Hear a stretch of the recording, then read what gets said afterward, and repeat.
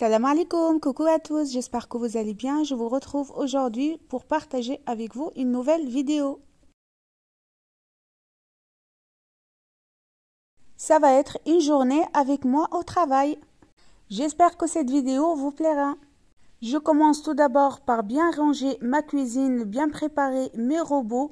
Comme vous voyez, mes deux Thermomix et au bout du plan de travail, j'ai mis un demi KitchenAid. J'aurais besoin qu'un seul KitchenAid, mais en réalité, j'en ai deux. J'ai mis la poubelle où j'ai enlevé le couvercle, comme ça, quand je dois jeter quelque chose, j'ai pas besoin de toucher la poubelle à chaque fois. Donc ça, c'est très pratique. Et j'ai également préparé une serviette, une lavette pour nettoyer quand je salis le plan de travail et tous mes ustensiles avec les moules et le papier sulfurisé pour pouvoir chemiser mes moules avant de mettre mes génoises.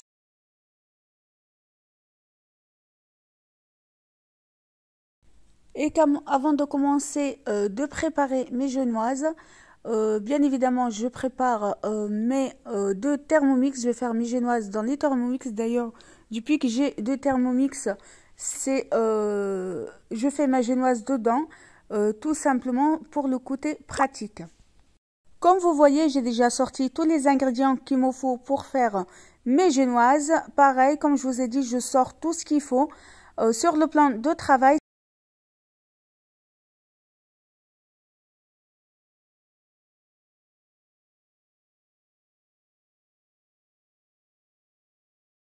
La commande que nous allons faire aujourd'hui, ça va être avec des génoises françaises. Donc, je vais utiliser la génoise qui est dans le cookie dough, donc dans le Thermomix. Le Thermomix va me dire qu'est-ce qu'il faut que je mette et moi, je mets tout simplement les ingrédients et je laisse le Thermomix faire le travail. Et je vous avoue, la génoise du Thermomix, elle est bien aérée, elle monte très bien, extrêmement moelleuse, elle est très bien. Donc, je commence la préparation de mes 3 génoises. En général, le Thermomix nous donne les ingrédients pour faire une seule génoise. Moi, je vais doubler la quantité des ingrédients pour avoir plus d'appareils de génoises. Et après, je vais venir les diviser dans mes moules par la suite. Vous mettrez la recette en barre d'information de la génoise. C'est une tuerie. Et pendant que ma génoise est en train de monter dans les Thermomix, je viens prendre les rouleaux de mes papiers sulfurisés et je vais venir chemiser mes moules avec. C'est ça qui est bien, le côté pratique avec le Thermomix. Si j'avais un simple batteur, j'aurais été obligée d'être devant mon batteur et rien faire à côté. Sauf que là, le Thermomix fait mon travail et moi, je peux faire autre chose à côté.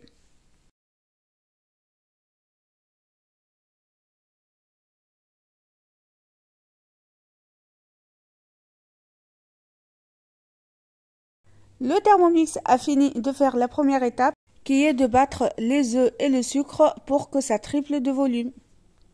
C'est le secret pour avoir une génoise qui monte bien, qui soit bien aérée et bien moelleuse. Je viens maintenant ajouter la farine et la levure chimique. Je remets mon Thermomix en route pour qu'il fasse incorporer la farine avec la levure chimique sans faire retomber la mousse d'œuf et de sucre.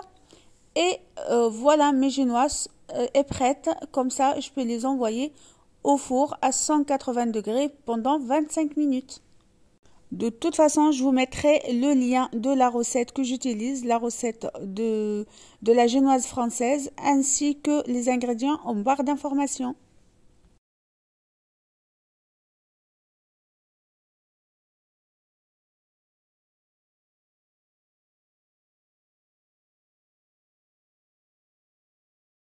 L'appareil de mes génoises, elle est prête. Je viens enlever le fouet. Je le racle avec la spatule pour enlever le maximum de pâte. Et après, je vais venir déviser mon appareil à génoise dans le moule. Et je vais envoyer au four. Comme je vous ai dit, le four il est déjà préchauffé. Je fais cuire mes génoises à 180 degrés dans un four déjà préchauffé pendant 25 minutes. Bien évidemment, je vous laisse surveiller la cuisson. Si c'est la première fois, vous faites cuire cette génoise dans votre four, car le temps de cuisson dépendra d'un four à un autre.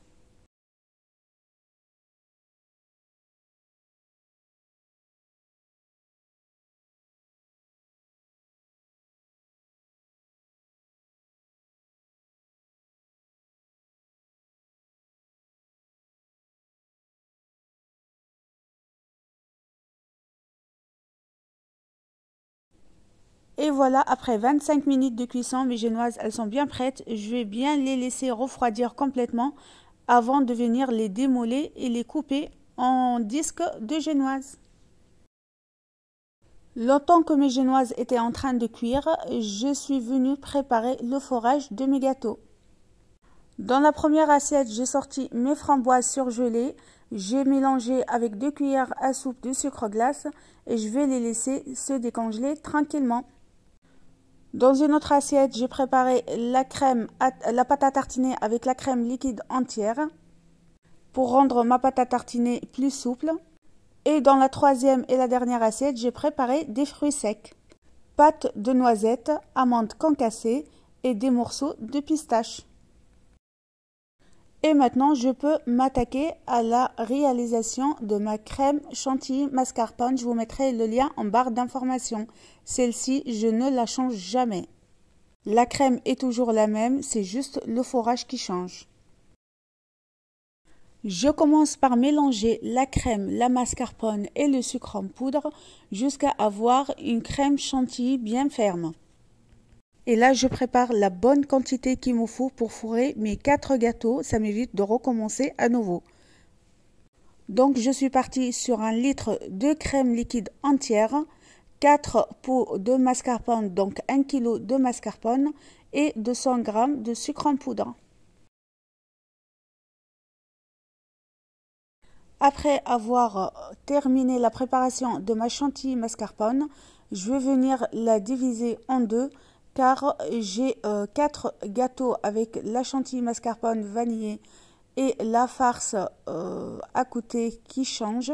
Donc pour certains des framboises, pour les autres des fruits secs et la petite quantité qui est dans le bol à laquelle je vais venir ajouter le mélange pâte à tartiner et crème liquide entière pour avoir une chantilly mascarpone chocolatée. Donc j'aurai un gâteau qui va avoir les saveurs vanille et framboise, un gâteau avec des fruits secs et 2 gâteaux avec du chocolat.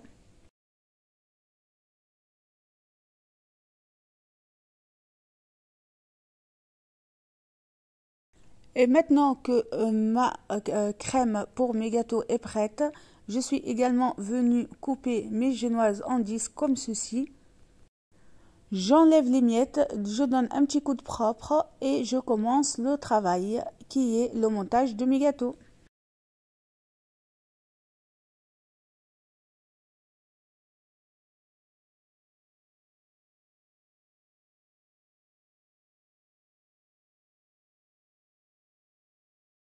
Je commence par le plus gros gâteau qui va avoir le forage de fruits secs. Donc les fruits secs que vous avez vu dans l'assiette que j'ai préparée à l'avance, je suis venue les mélanger pour avoir une pâte bien homogène. Et après, je viens mettre une bonne couche de chantilly mascarpone comme ceci. J'étale un petit peu de mon mélange de fruits secs. Je mets ma génoise, une couche de chantilly mascarpone vanillé. Là, une bonne couche de fruits secs, ainsi de suite, jusqu'à que je finis le montage de mon gâteau. Et le secret d'avoir un gâteau bien moelleux sans imbiber la génoise de sirop, c'est de mettre plus de crème que de génoise. La couche de chantilly mascarpone doit être plus épaisse que la couche de génoise. Voilà pourquoi je n'imbibe jamais mes génoises. Mon premier gâteau est bien fourré, je le mets de côté et j'enchaîne avec le reste des gâteaux. Celui-ci, il va avoir le goût de la framboise. Et je procède de la même manière, un disque de génoise, une bonne couche de crème chantilly mascarpone, des framboises et ainsi de suite jusqu'à que je finis le montage du gâteau.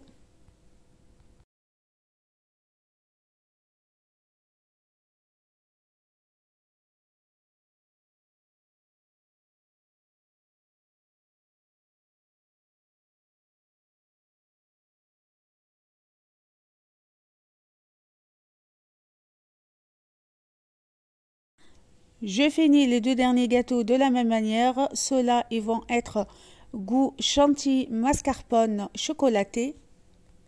Et pour le forage, j'ai préparé une tablette de chocolat praliné que j'ai fait fondre avec un tout petit peu de crème liquide entière et je suis venue incorporer un petit peu de noisette en poudre pour intensifier le goût de la noisette et du praliné.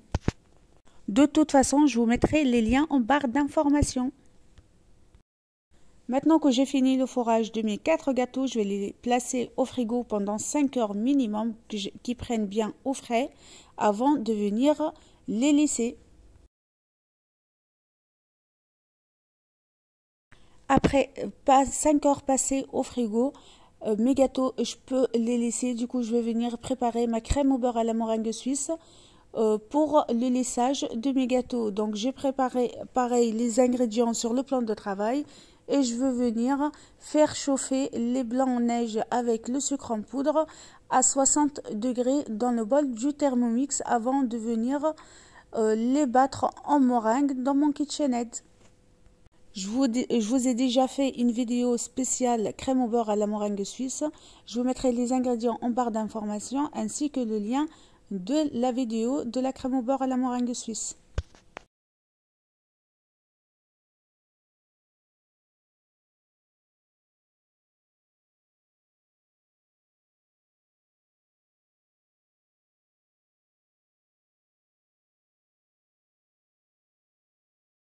Le mélange blanc d'œuf et sucre en poudre a atteint la température de 60 degrés. Je vais venir le mélanger et mettre dans le bol de mon KitchenAid et je vais venir les battre à vitesse 10, donc vitesse maximum, jusqu'à avoir une meringue bien blanche, bien ferme. J'ai également préparé mon thermomètre que je vais prendre la température de ce mélange, donc de ma meringue, avant d'incorporer le beurre. Il faut que mon mélange ait la température maximum de 36 degrés.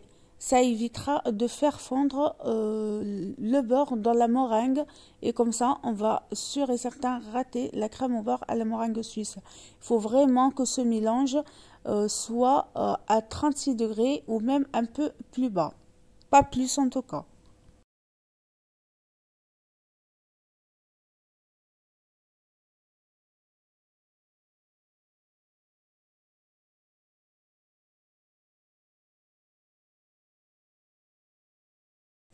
Ma meringue a bien atteint les 33 degrés, donc c'est très très bien. C'est le moment d'incorporer mon beurre pommade petit à petit, tout en continuant à mélanger à vitesse 10.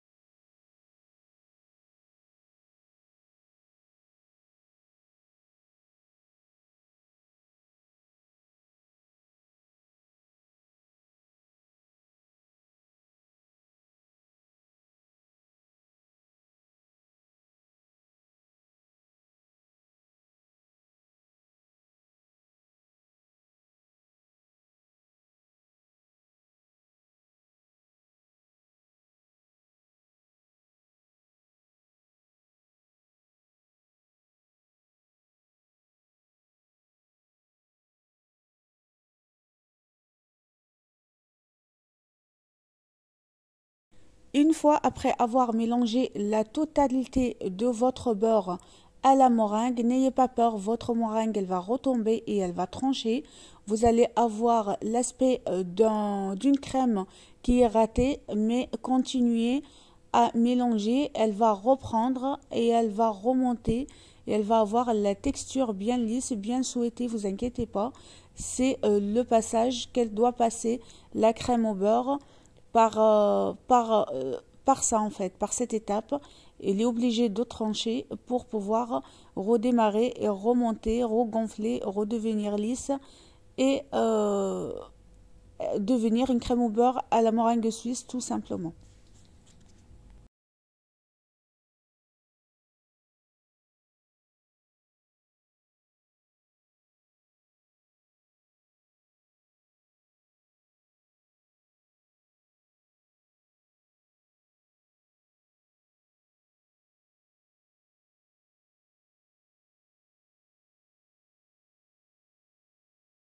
Et voilà, ma crème au beurre est bien prête. Regardez-moi cette texture. Elle est juste parfaite pour lisser les gâteaux. Et c'est pas fini. Maintenant, on va enlever le fouet. On va le mettre de côté et on va venir le remplacer par la feuille du KitchenAid. Et on va venir battre à vitesse 2 pendant 5 minutes. C'est ce qui va faire que la crème va être bien lisse et elle va enlever les bulles d'air qui a pu s'incorporer dans la crème en fait. C'est ce qui va faire que votre gâteau sera bien lisse en 2-3 mouvements.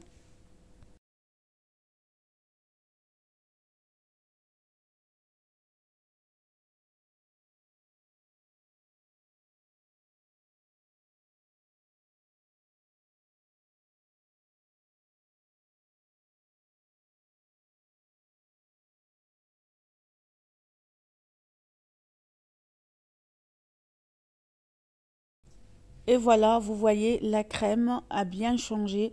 Elle est devenue beaucoup plus blanche, beaucoup plus lisse et bien onctueuse. Donc cette étape est très importante. Je nettoie mon KitchenAid bien comme il faut. Je peux y aller le ranger pour libérer la place. Comme ça, je pourrai sortir mes gâteaux du frigo un à un et les laisser un à un.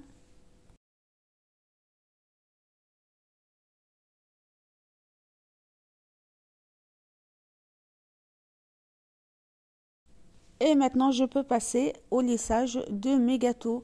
Et quand je lisse mes gâteaux avec la crème au beurre à la meringue suisse, je les lisse en 2 fois. Donc, une première fois, une bonne couche de crème, je lisse plus ou moins bien.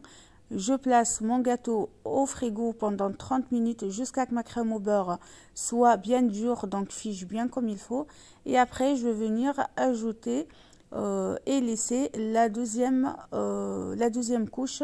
Et cette fois-ci, je vais essayer d'avoir un gâteau bien net en général. De lissage, voilà, 2 couches de crème suffisent pour avoir un gâteau bien net, pas comme la ganache de chocolat. Je vous dis toujours dans mes gâteaux, quand vous faites le lissage avec la ganache de chocolat, il faut faire 4 voire 5 couches de ganache pour avoir un gâteau bien net. Avec la crème au beurre à la meringue suisse, nous ne sommes pas obligés de faire autant de couches, 2 suffisent en général.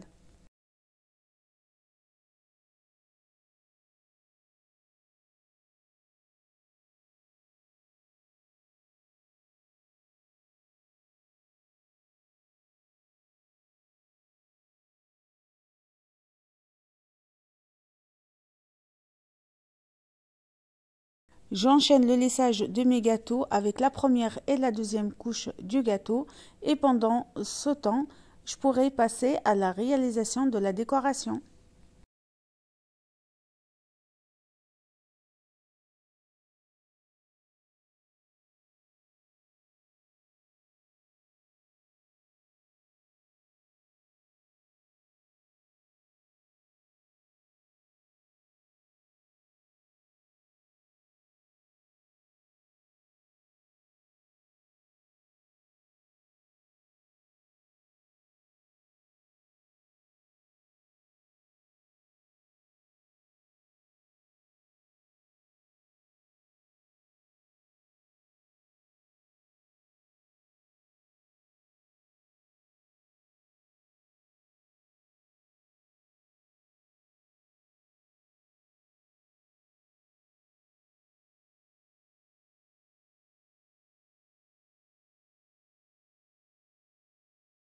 J'ai trop souvent 2 questions concernant ma pâte à sucre. La voici.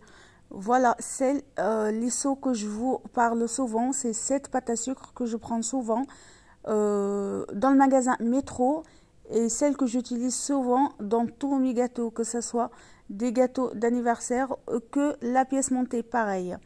J'ai préparé toute ma décoration, comme vous voyez, comme ceci. Il n'y a rien de bien compliqué, hein. J'ai tout utilisé pour faire la réalisation de ma décoration. En fait, j'ai utilisé des moules en silicone. Il n'y avait rien de bien spécial. C'est juste à enfoncer ma pâte à sucre dans les moules, les démouler. Et ainsi, j'obtiens ma décoration. Je vous mettrai les liens de mes moules en barre d'informations. Voilà, je vous montre quand même les moules ici, les moules que j'ai utilisés pour faire cette décoration. J'essaierai de trouver des liens qui correspondent à ces moules-là pour que vous puissiez les acheter si ça vous intéresse. Car ça fait très très longtemps que je les ai achetés. Mais je vais essayer, je vais chercher de trouver des moules. Je vous mettrai leurs liens. Voilà.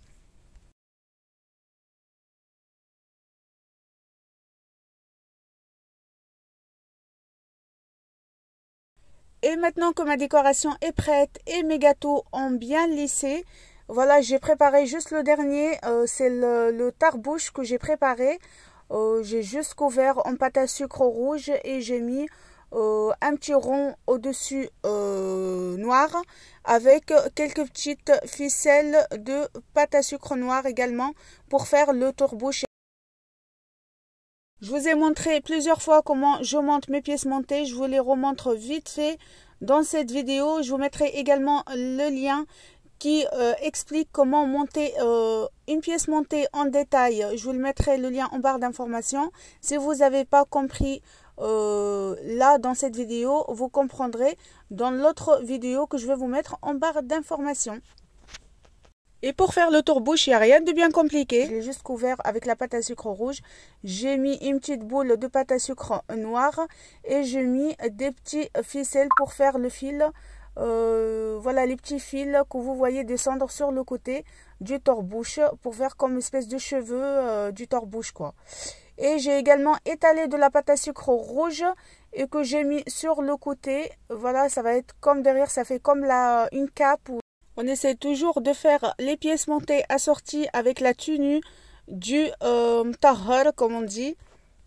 C'est la tenue qui met le garçon pendant son baptême. Et je vais venir le coller derrière le gâteau. Je vais couper ce qui dépasse. Et après, il me reste qu'à coller la décoration que j'ai préparée.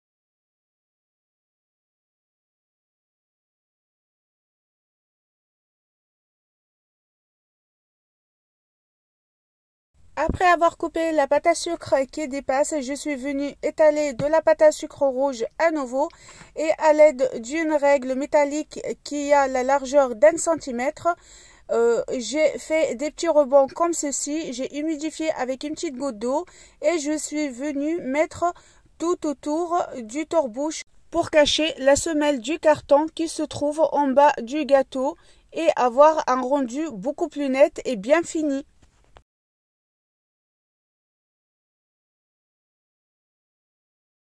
Je viens humidifier l'endroit où je vais coller ma décoration et je vais commencer à placer ma décoration à sa place et décorer ma pièce montée.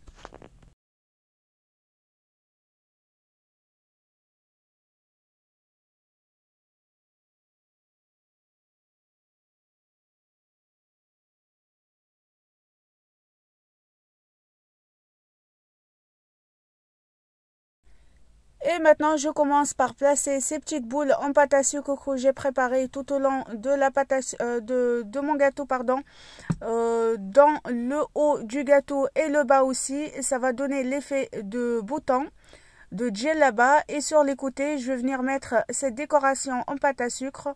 Déjà, blanc sur blanc, je trouve que ça rend très très joli. Mais alors quand ça va être coloré en doré, ça va être juste magnifique, vous allez voir, franchement. J'aime trop la décoration en pâte à sucre, j'aime trop vraiment, je m'en lasse pas, je prends vraiment du plaisir à décorer mes gâteaux. Je mets également tout autour du gâteau du milieu des boules de pâte à sucre blanche. Pareil pour camoufler le petit disque cartonné qui se trouve en bas du gâteau. Toujours à la recherche d'avoir un travail plus net et un gâteau bien fini. J'ai fini de coller la décoration devant le gâteau. Je viens décorer la cape rouge du gâteau comme ceci.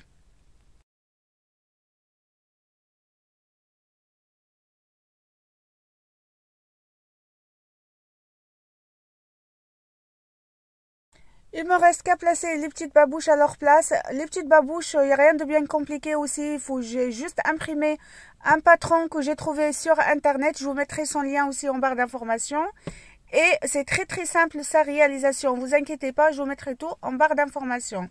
Maintenant que j'ai collé, décoré mon gâteau comme il le faut, j'ai mis chaque chose à sa place.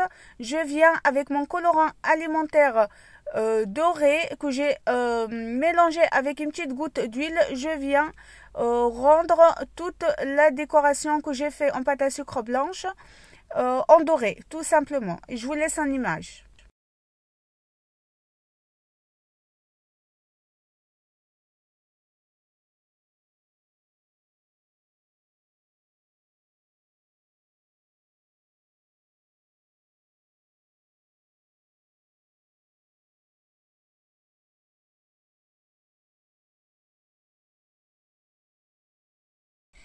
Et voilà, ma petite merveille est finie. Elle m'a bien fait transpirer celle-ci, mais bon, après, voilà, le résultat final, il est juste satisfaisant. Je sais pas, qu'est-ce que vous en pensez, vous? Dites-moi en commentaire si vous trouvez ma pièce montée est jolie. En tout cas, la cliente, elle était plus que ravie, que ce soit au niveau de la décoration et au niveau du goût.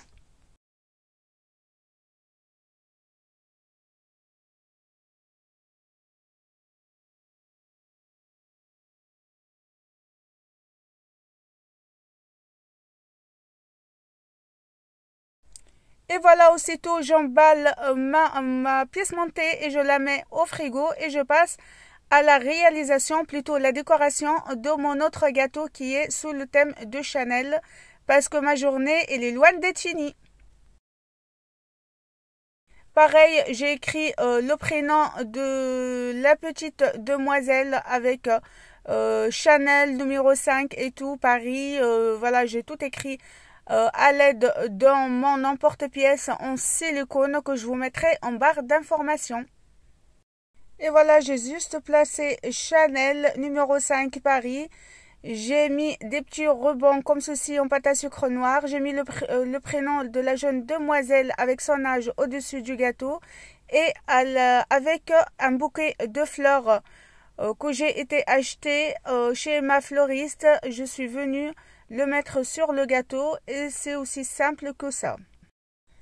Et voilà les amis, ma vidéo touche à sa fin. J'espère que celle-ci vous a plu. N'hésitez pas à la liker, la partager et surtout, dites-moi en commentaire ce que vous en avez pensé.